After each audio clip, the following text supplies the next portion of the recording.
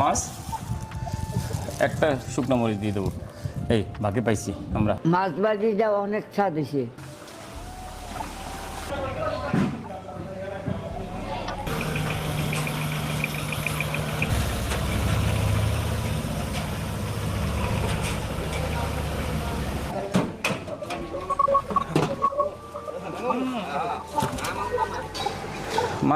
মাছের কোয়ালিটি খারাপ না দাদা, সস্তায় ভালোই না, আনতে আনতে মরে গেছে মাছ কটা, সমস্যা নাই। যেটাই ছিল। আসসালামু আলাইকুম প্রিয় শুভাকাঙ্ক্ষীগণ, আমার হাতে দেখতেছেন মাঝারি সাইজের সিলভার কাপ মাছ। আজকে এই মাছ রান্না করবো। এই মাছ রান্না করার কারণ আছে, আমার মায়েরা মাছ ভাজা খাইতে চাইছে। কারণ কি মাছ খাওয়াবো মাছ ভাজা বলেন, ছোটো মাছ আইনা ভাজা করে খাওয়াইলে কাটতে কাটতে শহীদ। যার জন্য চিন্তা করছি সস্তায় কি মাছ পাওয়া যায়, সুন্দর করে সর্ষের তেল দিয়ে সর্ষের তেল দিয়ে মাছ ভাজা খাবে। যার জন্য আজকে নিয়ে এসেছি ছোটো সাইজের সিলভার কাপ মাছ। এই মাছ আমরা প্রায়শই খাই, এটা অস্বীকার করি না, কিন্তু আমরা খাই এই মাছ, সবসময় এই মাছই খাই, কিন্তু মাছ ভাজা খাওয়া হয় না না দাদা, বেশিরভাগই ঝোল টোল খাওয়া হয়।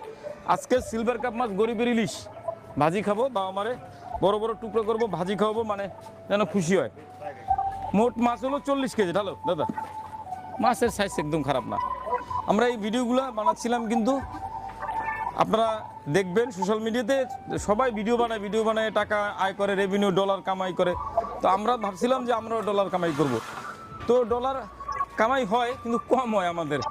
আপনাদের কাছে বিশেষ অনুরোধ থাকবে, ভিডিওটা বেশি করে দেখবেন, লাইক শেয়ার কমেন্ট করবেন। একই সাথে আমার ইউটিউব চ্যানেল মিল্টন সমুদ্র চ্যানেল নুলিস্কার, আমার ফেসবুক পেজ মিল্টন সমুদ্র চ্যানেল নুলিস্কার, আমার টিকটক এবং ইনস্টাগ্রাম আইডি মিল্টন সমুদ্র, ফলো দিবেন। চলেন আজকে মাছ ভাজা করে খাওয়াই বাবা মারে। যদি আমি আর বর্দা কাটি গেলাই মাথা মতো সব নিমু 30 পিস 30 পিস কাটো কাটো 1.5 কেজির উপরে আছে মাছ দাদা, ভালো না?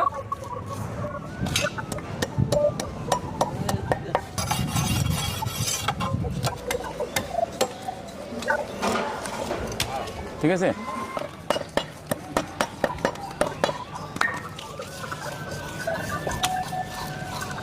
এই বডিটা আরো সুন্দর।